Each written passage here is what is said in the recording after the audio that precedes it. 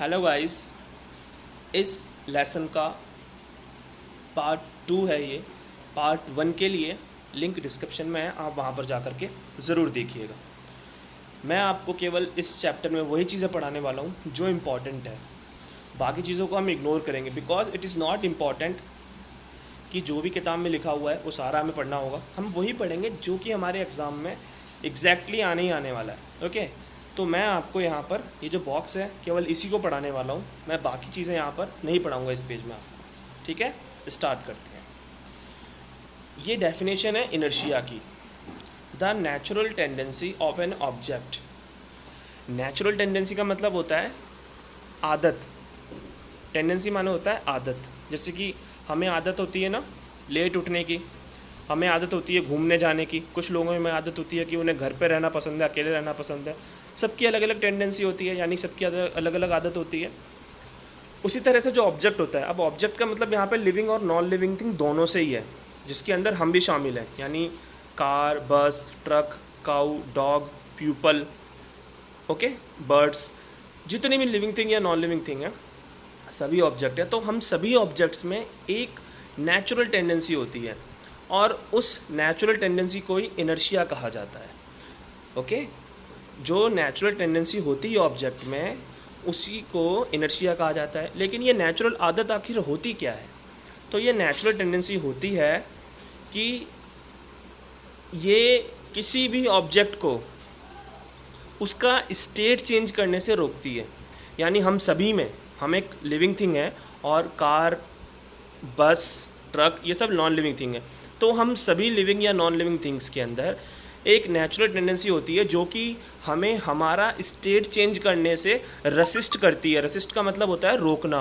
Okay, तो एक natural tendency जो हम सभी को हमारा स्टेट चेंज करने से रोकती है उसी को हम बोलते हैं इनर्शिया।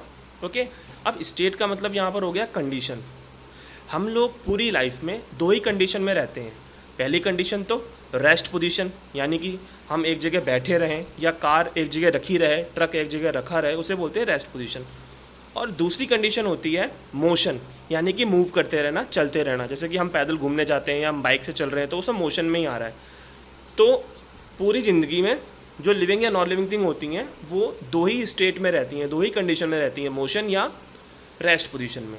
और ये जो इनर्शिया है ये एक नेचुरल टेंडेंसी है हमारे अंदर, सभी के अंदर पाया जाता है ये नेचुरल टेंडेंसी कि ये क्या करता है, ये ऑब्जेक्ट को यानी हम सबको अपना स्टेट चेंज करने से रोकता है। यानी अगर हम मोशन में हैं तो मोशन में ही रहने की कोशिश करेंगे ड्यू टू इनर्शिया, और अगर हम रेस्ट पोजीशन में हैं तो हम रेस्ट पोजीशन में ही रहने की कोशिश करेंगे ड्यू टू इनर्शिया।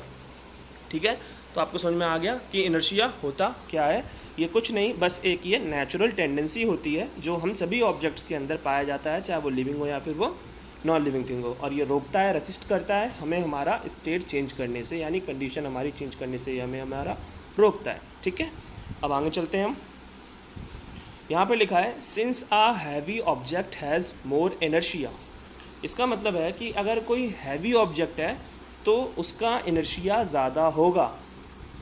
ठीक है, जैसे कि आपके सामने ये बॉक्स है, एक हैवी बॉक्स है, आप यहाँ पर देख रहे हैं। अब एक आदमी इसको धक्का दे रहा है, इस बॉक्स को एक आदमी क्या कर रहा है, धक्का दे रहा है। तो क्या वो धक्का दे पाएगा? चलिए एक एग्जांपल और ले लेते हैं। यहाँ पर आप देखिए ट्रक है आपके सामने। अब इस ट्रक को एक आदमी धक्का दे रहा है तो क्या वो धक्का दे पाएगा? नहीं, क्योंकि जो ट्रक है एक ऑब्जेक्ट है। एक अगर ऑब्जेक्ट है ये तो इसमें एक नेचुरल टेंडेंसी होगी कि ये अपना स्टेट चेंज नहीं करेगा। और अभी ये ट्रक किस स्टेट में है? ये रेस्ट पोजीशन में है। और ये आदमी इसको धक्का दे रहा है, ये इसका स्टेट चेंज करना चाहता है आदमी, लेकिन ये ट्रक ऐसा होने देना नहीं चाहता ड्यू टू इनर्शिया। और क्योंकि ये बहुत ज़्यादा हैवी है इसलिए इसमें इनर्शिया ज़्यादा है। जो भी चीज़ हैवी होती है उसमें इनर्शिया उतना ही ज़्यादा होता है, और जो चीज़ जितनी कम हैवी होती है उसमें इनर्शिया उतना ही कम होता है। अब क्योंकि ये ट्रक बहुत हैवी है इसलिए इसमें इनर्शिया बहुत ज़्यादा है, इसलिए ये आदमी अकेला इस ट्रक को नहीं हटा सकता। अब दूसरी पिक में देखिए, इसी ट्रक को हटाने के लिए अगर बहुत सारे आदमी लग जाएंगे तो फिर ये अपना इनर्शिया लास्ट में छोड़ देगा, यानी ये ट्रक जो है रेस्ट पोजीशन से मोशन में चला जाएगा, यानी ये अपने स्टेट को चेंज कर लेगा। बिकॉज क्योंकि प्रेशर बहुत ज़्यादा लग रहा है, फोर्स बहुत ज़्यादा लग रही है यहाँ पर, बहुत सारे आदमी लगा रहे हैं, ओके। तो इनर्शिया चेंज किया जा सकता है, लेकिन बहुत ज़्यादा फोर्स लगानी पड़ती है। जितना ज़्यादा हैवी ऑब्जेक्ट होता है उसका इनर्शिया उतना ही ज़्यादा होता है और उसमें फोर्स भी उतनी ही ज़्यादा यूज़ होती है, ठीक है।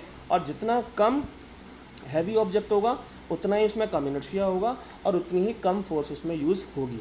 आई होप सो आपको समझ में आ गया होगा। अगला टॉपिक हमारा यहाँ पर अब है मोमेंटम। अब ये मोमेंटम होता क्या है, ठीक है। तो ये जो बॉक्स मैंने बनाया है हमें केवल यही पढ़ना है इसके अंदर। The product of velocity and mass is called momentum and it is denoted by P. यानी मोमेंटम को हम पी से दिखाते हैं और ये मल्टीप्लिकेशन होता है, प्रोडक्ट होता है किसका, वेलोसिटी का और मास का। वेलोसिटी माने स्पीड से ही होता है और मास और वेट लगभग सेम होते हैं, थोड़ा सा डिफरेंस होता है जो कि आपको लेसन नंबर 10 में पढ़ना पड़ेगा। अभी आप यहाँ पे ये समझ लीजिए कि जो मास है वही हमारा वेट है। तो मास माने हो गया वेट और वेलोसिटी माने स्पीड। तो अगर हम इन दोनों को मल्टीप्लाई कर देते तो हमारा आ जाता है मोमेंटम, जिसको हम पी से दिखाते हैं। आप यहाँ पे फॉर्मूला में देख सकते हैं, ठीक है।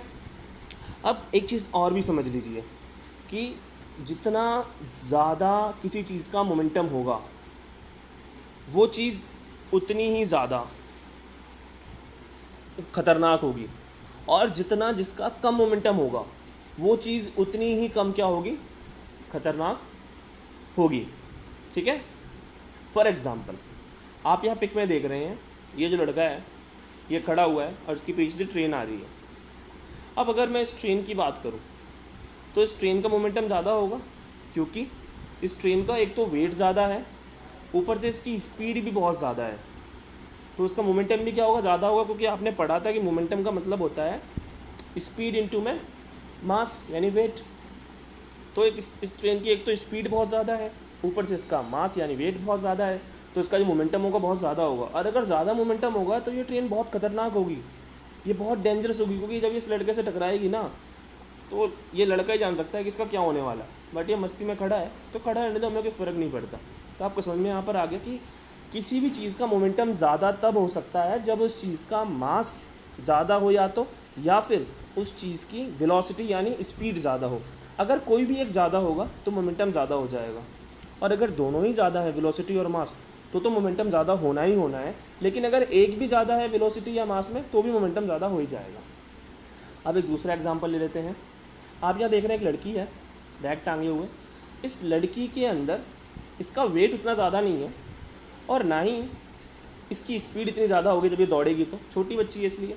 तो अगर ये किसी से टकरा भी जाती है तो कोई हर्ट नहीं करेगी उसको ज़्यादा, थोड़ी बहुत चोट आएगी उसके, क्योंकि इस लड़की का जो मोमेंटम है ओवरऑल वो बहुत कम है। समझ में आया आपको। अब एक एग्जांपल और लेते हैं। इस हाथी को देखिए आप, इस हाथी का जो मास है वो बहुत ज़्यादा है, वेट इसका बहुत ज़्यादा है।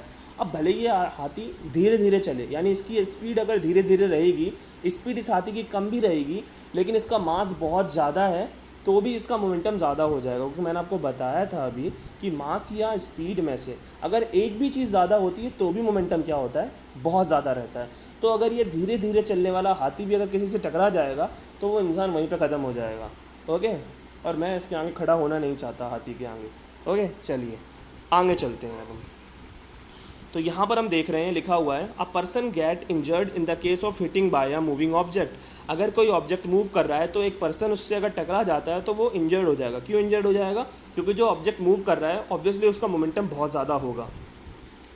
सच है स्टोन, जैसे कि पत्थर अगर कोई फेंक देता है तो पत्थर का जो मास है यानी वजन जो है, और पत्थर की स्पीड बहुत ज़्यादा हुई जबकि उसे फेंकेगा तो उसका मोमेंटम ज़्यादा हो जाएगा पत्थर का, क्योंकि उसकी स्पीड बहुत ज़्यादा है। एक चीज़ ज़्यादा लेकिन है तो सही ज़्यादा, तो उसका मोमेंटम बहुत ज़्यादा हो जाएगा और जब वो किसी की हिट करेगा तो वो बंदा इंजर्ड हो जाएगा।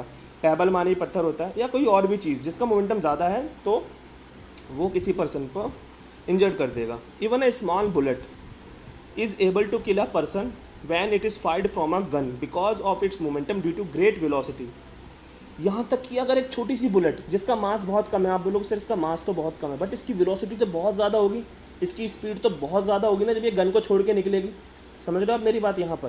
तो इसका मोमेंटम बहुत ज़्यादा होगा, और मोमेंटम बहुत ज़्यादा होगा तो जिसको ये हिट करेगी उसे ख़त्म ही कर देगी ऑब्वियसली ये, ठीक है। A person gate injury severely when hit by a moving vehicle because of momentum of vehicle due to mass and velocity।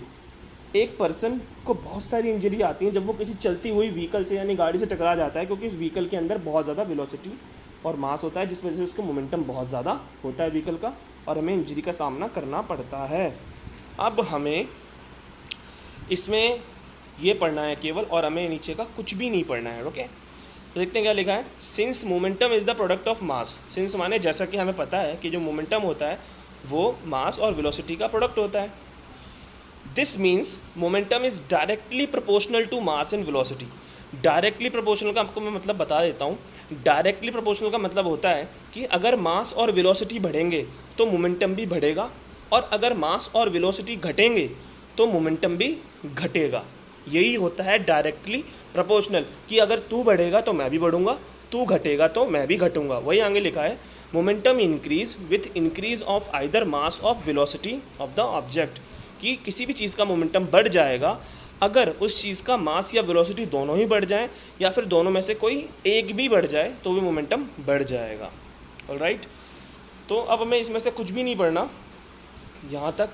अब हम सीधे आते हैं अपने न्यूमेरिकल्स। अभी हम नहीं करेंगे, न्यूमेरिकल्स के लिए अलग वीडियो मैंने डाल दी होगी, पहले डाल दी थी, बहुत पहले डाल दी थी न्यूमेरिकल्स की दूसरी वीडियो मैंने, sorry.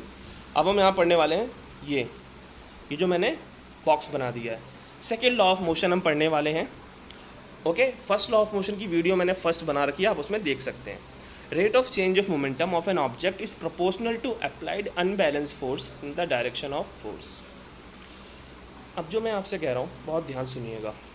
Second law of motion जो है उसकी डेफिनेशन तो हमें यही याद करनी है, क्योंकि अगर एग्जाम में हम यही लिखेंगे तभी हमें अच्छे नंबर मिलने वाले हैं। बट सच बताऊँ ना मैं आपको, तो इस डेफिनेशन का कोई मीनिंग नहीं एग्जैक्टली है, यानी मैं ऐसा कोई मीनिंग नहीं है जिसको मैं आपको अच्छे से एक्सप्लेन कर पाऊँ। कुछ चीज़ें होती हैं ना साइंस में जिनकी डेफिनेशन तो बहुत टफ बना दी जाती है, क्योंकि उनका मीनिंग सही समझ में आता नहीं है। तो इसीलिए मैं आपको अब यहाँ पे कुछ एग्जांपल्स के ज़रिए इसका मीनिंग समझाऊंगा कि सेकंड लॉ ऑफ मोशन आखिर होता क्या है। बट डेफिनेशन आपको स्कूल में ये लिख के आनी है। अब आप इस पिक को देखिए, इस पिक में आप क्या देख रहे हैं? आप इस पिक में देख रहे हैं कि जो हमारा इंडियन क्रिकेट का प्लेयर है वो एक कैच कर रहा है, और जब वो बॉल को कैच कर रहा है तो उसके दोनों हाथ पीछे की तरफ हैं, यानी वो बॉल को सामने आगे हाथ करके कैच नहीं कर रहा कि वो अपने दोनों हाथों को ऊपर कर दे और फिर बॉल को पकड़े, वो गलत है। वो अपने हाथों को पीछे करके थोड़ा नीचे करके बॉल को कैच कर रहा है। ऐसा क्यों? क्योंकि जो बॉल है उसको किसी ने हिट किया होगा, बैट्समैन ने, तभी तो वो उसके पास आ रही है। तो जो बॉल है उसकी मोमेंटम बहुत ज़्यादा है। क्यों? क्योंकि बॉल का मास तो बहुत कम है, लेकिन उसकी जो वेलोसिटी है, स्पीड है, वो बहुत ज़्यादा है। अब वेलोसिटी ज़्यादा है अकेली, इसलिए भी मोमेंटम ज़्यादा यहाँ पर हो गया, क्योंकि मोमेंटम ज़्यादा करने के लिए कोई एक चीज़ बहुत होनी चाहिए, या तो मास ज़्यादा हो या फिर वेलोसिटी ज़्यादा हो। तो बॉल की वेलोसिटी ज़्यादा है इसलिए इसको मोमेंटम ज़्यादा है, और फील्डर को ये पता है कि ये मुझे इंजर्ड कर सकती है, इसलिए फील्डर ये चाह रहा है कि इसका मोमेंटम कैसे भी करके बॉल का कम हो जाए। अब बॉल का मोमेंटम कम कैसे हो सकता है? तो किसी भी चीज़ का मोमेंटम, चाहे वो बॉल हो या कोई और अदर ऑब्जेक्ट, उसका मोमेंटम कम करने का एक ही तरीका होता है, वो ये होता है कि आप टाइम को बढ़ा दो। अगर किसी भी चीज़ का टाइम बढ़ गया ना, किसी भी ऑब्जेक्ट के लिए टाइम बढ़ गया, तो उसका मोमेंटम अपने आप कम हो जाएगा, क्योंकि उसकी स्पीड कम हो जाएगी। जैसे कि ये बॉल है, जब ये बॉल जो है, अगर इसको कोई ना पकड़े बॉल को, तो क्या होगा? बॉल जो है वो गिरेगी फील्ड पे, और ढरकती क्या होगा? एक जगह जाकर रुक जाएगी। क्यों? क्योंकि इसकी स्पीड ज़ीरो हो जाएगी। मास उतना ही रहेगा लेकिन स्पीड क्या हो जाएगी? ज़ीरो हो जाएगी। और जब इसका मास उतना ही रहा लेकिन स्पीड ज़ीरो हो गई, तो एक चीज़ के कम हो जाने से इसका मोमेंटम भी क्या हो जाएगा? बॉल का कम हो जाएगा। और बॉल का अगर मोमेंटम कम हो जाएगा तो फिर ये किसी को इंजर्ड नहीं करेगी, चोट नहीं पहुंचाएगी। तो ये प्लेयर ये चाह रहा है अपने हाथ को पीछे करके कि जितना हो सके 1-2 सेकंड, 3 सेकंड, 4 सेकंड एटलीस्ट मैं इस बॉल का टाइम कम कर पाऊँ, ताकि इसका मोमेंटम कम हो जाए और मैं सेफली इसे कैच कर पाऊँ। ठीक है, अब आप यहाँ पे दूसरा एग्जाम्पल देखिए। इस एग्जाम्पल के अंदर भी आपको दिखाई दे रहा है कि जहाँ पर ये लड़का कूद रहा है वहाँ पर मिट्टी को खोद दिया गया है, यानी वहाँ पे जो मिट्टी है उसे पोला कर दिया गया है, मुलायम कर दिया गया है। क्यों? इसका रीज़न है, जब ये लड़का ऊपर से नीचे गिरेगा तो एक तो इस लड़के का मास होगा यानी वजन होगा, प्लस में इस लड़के की वेलोसिटी भी होगी, स्पीड होगी, जिससे इसका मोमेंटम बहुत हाई होगा। क्योंकि इसने जब कूदा होगा तो उसने बहुत ताकत लगाई होगी कूदने में, तो उसका मोमेंटम बहुत ज़्यादा हाई होगा। और अगर ये उसी मोमेंटम के साथ नीचे गिरता है प्लेन ज़मीन पर, जहाँ पे प्लस्तल हो रखा है, मार्बल हो रखी है, अगर उस जगह ये गिरता है तो इसके मोमेंटम को कम करने के लिए इस बंदे को टाइम नहीं मिलेगा, क्योंकि ये जल्दी नीचे गिर पड़ेगा और इसकी चोट लगने की संभावना ज़्यादा है, इसको इंजरी हो सकती है। लेकिन वहीं दूसरी तरफ अगर हमने मिट्टी को खोद दिया तो जब ये ज़मीन पे गिरेगा तब भी 2-3 सेकंड तक, क्या पता 4-5 सेकंड तक इसके पैर जो हैं वो ज़मीन में धंसते चले जाएं। यानी इसको जो ज़मीन है एग्जैक्टली खुदी हुई नीचे साइड में, वहाँ तक पहुँचने में क्या पता इसे 4-5 सेकंड एक्स्ट्रा और मिल जाए, ताकि ये अपना मोमेंटम और कम कर सके और ये इंजरी से बच जाए, क्योंकि मोमेंटम कम होगा तो वो बंदा इंजरी से बच जाएगा। तो ओवरऑल इन दोनों एग्जांपल से हमें एक चीज़ समझ में आती है कि अगर हमें किसी भी चीज़ का मोमेंटम कम करना है तो हमें उसके लिए उसका टाइम इंक्रीज़ करना पड़ेगा, क्योंकि मोमेंटम कम होगा तो फिर फोर्स भी कम लगेगी। यानी कि अगर मोमेंटम कम होगा इस बॉल का तो फिर इस जो फील्डर है इसे इस बॉल को पकड़ने के लिए फोर्स भी कम लगानी पड़ेगी, कम फोर्स लगानी पड़ेगी, इजीली कैच कर लेगा। लेकिन अगर मोमेंटम ज़्यादा रहा इस बॉल का तो इस बॉल को कैच करने के लिए इस फील्डर को फोर्स ज़्यादा लगानी पड़ेगी और वो इंजर्ड भी हो जाएगा।